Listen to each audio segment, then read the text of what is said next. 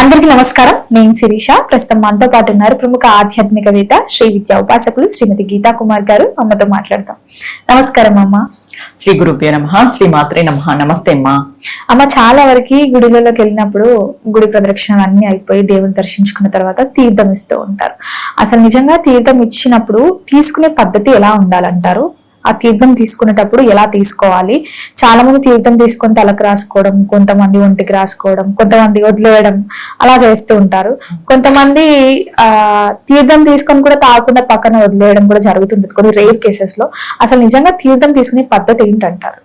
తీర్థము అంటే సర్వరోగ నివారణ, సర్వ వ్యాధి ప్రశమనం. మెయిన్ తీర్థంకి అర్థం అంటే అన్ని రోగాలు నివారణ అవుతాయి, ఏ వ్యాధి రాకోకున్నట్టు మనకు కాపాడేదే తీర్థం. స్వామివారి యొక్క ఇది అనుగ్రహము అంత తీర్థంలోను ప్రసాదంలోనే ఉంటది, నైవేద్యంలో మనం ప్రసాదంగా స్వీకరిస్తాం. ప్రసాదం కళ్ళకద్దుకొని తింటాం, అది అందరికి తెలుసు. తీర్థము అనేది ఇక్కడ శైవానికి ఒక సాంప్రదాయం ఉంది, వైష్ణవానికి ఒక సాంప్రదాయం ఉంది తీర్థం తీసుకునే దాంట్లో. శైవంకి వచ్చేసి స్వామి లింగం పైన పోస్తాం కాబట్టి, అంటే స్వామి శివుడి యొక్క తలపైన గంగ తలపైన ఉంటుంది కదా గంగాదేవి, ఆ తీర్థమే మనం గంగగా భావిస్తాం. గంగాదేవి యొక్క జలాన్ని తీర్థంగా భావిస్తాం. అది తీసుకొని మనము తాగేసి కళ్ళకత్తుకోవాలి, తలపైన రాసుకోకూడదు. ఆల్రెడీ అది శివయ్య తలలో నుండి వస్తుంది తీర్థం అనేది. తీర్థము శివాలయంలో తీసుకుంటే అది శివుడి తల మీద నుండి వచ్చినట్టు భావన. సో మళ్ళీ మనం తల మీద పెట్టుకోకూడదు. వైష్ణవాలయంలో తీసుకుంటే విష్ణువు యొక్క పాదాల దగ్గర నుండి తీర్థం అనేది వస్తుంది. సముద్రం విష్ణు యొక్క పాదాల దగ్గర ఉంటుంది కాబట్టి పాల సముద్రం అంతా విష్ణు యొక్క పాదాల దగ్గరే ఉంటుంది. తీర్థం అంటే జలం ఉద్భవించేది విష్ణు యొక్క పాదాల నుండే ఉద్భవిస్తుంది అనమాట. దాన్ని తీసుకొని మనం తలపైన పెట్టుకోవచ్చు.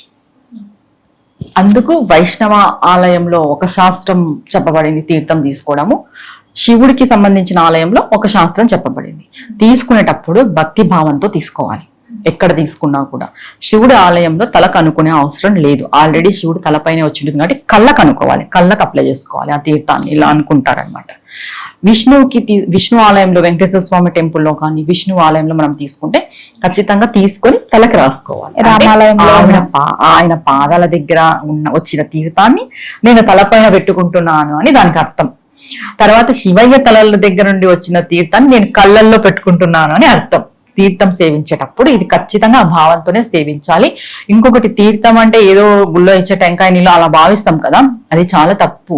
మనకి చాలా అనారోగ్యాలను తీర్థం తీసేస్తుంది, అనారోగ్యాలన్నీ నశింపజేస్తుంది, మన శరీరానికి ఒక కొత్త తేజస్సును ఉత్పత్తి చేస్తుంది అనమాట తీర్థం ద్వారా. అంటే దేవాలయాల్లో ఉన్న తీర్థానికి అంత శక్తి ఉంది.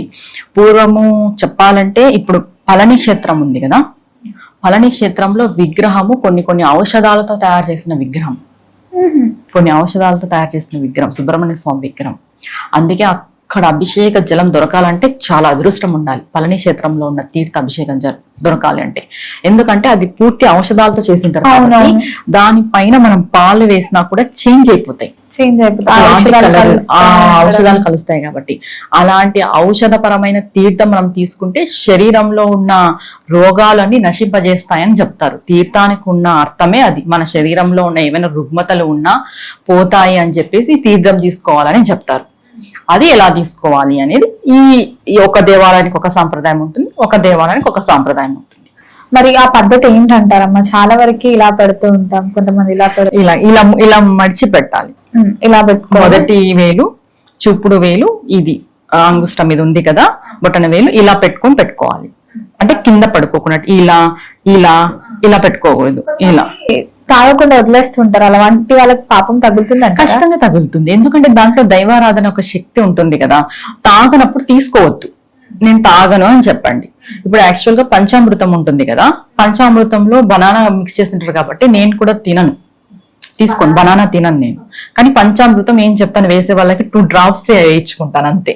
ఎందుకంటే అంత శక్తి, అభిషేక శక్తి అంతా తీర్థంలో ఉంటుంది, అభిషేక శక్తి అంతా పంచామృతంలో ఉంటుంది. స్వామివారి యొక్క విగ్రహ శక్తి అంతా తీర్థము పంచామృతాలలోనే ఉంటుంది కాబట్టి మనం నేను 2 drops వేయించుకుంటాను అంతే. ఆ మిల్క్ ఉంటది కదా పంచామృతంలో, కొంచెమే వేయండి అని చెప్తాను. వేసేటప్పుడు కొంచెమే వేస్తారు, కొంచెమే తీసుకుంటాం. మనం తిననప్పుడు తాగినప్పుడు తీసుకొని దాన్ని పడేయడం అనేది చాలా పాపం. ఎందుకంటే అది విగ్రహాలలో నుండి వచ్చింటది తీర్థం అనేది. విగ్రహం పైన వాటర్ పోస్తారు కదా అభిషేకం చేసేటప్పుడు, దాన్నే కొంచెం పక్కకి తీసి మనకిస్తారు. అంటే స్వామివారి యొక్క శక్తి సంపూర్ణంగా తీర్థంలో ఉంటుంది, విగ్రహ శక్తి. అది అభిషేకం టెంకాయ నీళ్ళు అని అనుకుంటాం కాబట్టి అభిషేకం చేసేటప్పుడు కొన్ని వాటర్ తీస్తారు కాబట్టి దాంట్లోకే వాటర్ కలుపుతారు జనాలు ఎక్కువై కొద్ది. మనం ఏం చేస్తున్నాం, అది నార్మల్ తీర్థంగా అనుకుంటాం కానీ కాదు, తప్పు. కంప్లీట్ గా మూర్తి యొక్క శక్తి ఆ తీర్థంలో ఉంటుంది. మనం దాన్ని స్వీకరించడం వల్ల ఫస్ట్ అయితే రోగాలు తగ్గుతాయి మెయిన్ గా అయితే. అమ్మ, చాలా వరకు ఉపవాసం ఉన్నప్పుడైనా ఏదైనా ఫెస్టివల్స్ అయినప్పుడు నోములు నోస్తున్నప్పుడు చాలా మంది ఆ తీర్థం తీసుకుంటే కూడా ఉపవాసం తొలగిపోతుంది అని అంటుంటారు. అది నిజంగా ఉపవాసం ఉన్న స్త్రీలైనా పురుషులైనా తీర్థం తీసుకోకూడదు ఆ రోజు? చాలా మందికి ఉన్న అపోహ ఇదే. ఉపవాసం ఉంటే మేము ప్రసాదం తినము, ఉపవాసం ఉంటే మేము దేవుడికి సంబంధించినవి తీసుకోము, ఈవెన్ దేవునికి సంబంధించిన లడ్డు అయినా కూడా మేము తినము, నువ్వు తిరుమల లడ్డు ఇచ్చినా నేను ఉపవాసం ఉన్నాను అంటారు. తీర్థం కూడా తీసుకోమని, ఇది అపోహ. దేవుడికి సంబంధించింది ఏదైనా కూడా ఉపవాసం ఉన్నా నువ్వు తీసుకోవచ్చు.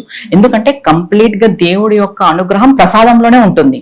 మనం మన బాడీలోకి స్వయంగా స్వీకరిస్తాము అంటే ప్రసాదమే. ఒకటి అమ్మాయి మనం కంప్లీట్ గా పూజ చేస్తాం, లేదా ఒక దేవాలయంలో కంప్లీట్ గా పూజ చేస్తారు, మనం ఇంట్లో కంప్లీట్ గా పూజ చేస్తాం, దేవుడికి స్తోత్రాలు చేస్తాం, పఠనం చేస్తాం, అర్చన చేస్తాం, అంతా అయిపోతుంది. దేవాలయంలో అయినా ఇంట్లో అయినా అయిన తర్వాత దేవుడి యొక్క శక్తి దేంట్లో ఉంటుంది, ఎక్కడికి వస్తుంది? తీర్థము ప్రసాదంలోకి వస్తుంది. అంటే దేవుడు మనం పెట్టిన నైవేద్యం గ్రహిస్తాడు. టెంపుల్లో దేవాలయాల్లో పెట్టే నైవేద్యము స్వీకరిస్తాడు, ఇళ్లల్లో పెట్టే నైవేద్యం గ్రహిస్తాడు. ఇది తేడా. ఎందుకు దేవాలయాలకి ఇంటికి శాస్త్రం వేరు చెప్పింది అంటే, ఇక్కడ మనం తెలుసుకోవాల్సిన విషయం ఏంటంటే, ఇళ్లలో కూడా ఇప్పుడు పెద్ద పెద్ద విగ్రహాలు పెట్టి పూజలు చేస్తున్నారు. అది చాలా తప్పు. నువ్వు ఖచ్చితంగా నీ ఇంటి విగ్రహానికి నువ్వు ఫస్ట్ పెట్టినట్టే, పెద్ద విగ్రహాలు పెట్టుకొని పూజ చేయడం వల్ల. ఎందుకంటే ఓన్లీ దేవాలయాల ఆగమ శాస్త్రాల ప్రకారం మాత్రమే భగవంతుడు టెంపుల్లో గర్భగుడిలో ఉండే భగవంతుడు నైవేద్యాన్ని అంటే మనం పెట్టే ఆహారాన్ని స్వీకరిస్తాడు. ఇంట్లో ఉన్న ఇంటి వాస్తురీత్యా ఇంటి శాస్త్రంలో ఉండే భగవంతుడు నువ్వు ఎంత పెద్ద విగ్రహమైనా పెట్టుకో, కేవలం గ్రహిస్తాడు, స్వీకరించడు. చూస్తారు వాళ్ళ కళ్ళతో, అంతే. మనం ఏం చేస్తున్నాం, అందుకే ఇంట్లో పెద్ద పెద్ద విగ్రహాలు పెట్టుకోకూడదు అంటారు. ఇప్పుడు 3 ఇంచులు కాదు, 6 ఇంచులు కాదు, ఏకంగా అడుగులే పెట్టుకుంటున్నారు. 2 అడుగులు, 3 అడుగులు, 5 అడుగులు ఇలా పెట్టుకుంటూ వస్తున్నారు. చాలా తప్పు. ఎందుకు పెట్టుకోకూడదు అన్నారంటే, నువ్వు దేవతను తెచ్చి కూర్చోబెట్టి జస్ట్ నువ్వు చూసేలాగా చేస్తున్నావు నీ ఇంటి నైవేద్యాన్ని. ఆయన స్వీకరించడు నీ ఇంట్లో. ఎందుకంటే ఇల్లు అంటేనే ఎంగిలి మంగళం, ఇల్లు అంటేనే అది. అందుకు వాళ్ళు స్వీకరించరు, జస్ట్ చూస్తారు. నేను ఎంతసేపు నేను ఇంట్లో విగ్రహాన్ని తెచ్చిపెట్టుకున్నాను పెద్దది, నేను అన్ని ఉపచారాలు చేసేస్తున్నాను, అన్ని జరిగిపోతున్నాయి, నేను టైం టు టైం నైవేద్యం పెట్టేస్తున్నాను స్వామికి, 3 పూట్ల కొంతమంది ఇలా కూడా ఉన్నారు, 3 పూట్ల పెట్టేస్తున్నాను, 3 పూట్ల స్వామి తింటా ఉన్నారు, అమ్మ తింటున్నారు అనేది ఇది పెద్ద అపోహ. ఇంట్లో ఉన్న విగ్రహాలు, దేవుళ్ళ పటాలు, దేవుళ్ళు నైవేద్యాన్ని స్వీకరించరు, కేవలం చూస్తారు, గ్రహిస్తారు. వాళ్ళ యొక్క శక్తి ఆ నైవేద్యంలోకి వస్తుంది. మనం దాన్ని ప్రసాదంగా స్వీకరించాలి. ఉపవాసం ఉన్నా కూడా దేవుడి యొక్క అనుగ్రహంతో తయారైన నైవేద్యాన్ని, ప్రసాదాన్ని మనము తిరస్కరించకూడదు. ఇది మహాపాపం. ఎవరైతే ప్రసాదం మేము తినము, ఉపవాసం ఉన్నాము అంటారో వాళ్ళకి పాపమే వస్తుంది. ఆ ఉపవాస ఫలితం కూడా రాదు. ఖచ్చితంగా నీకు ప్రసాదం అని ఎవరైనా తెచ్చిస్తే కళ్ళకు అద్దుకొని చెప్పులు విడిచి తినాలి. చెప్పులు వేసుకొని ప్రసాదం తినకూడదు.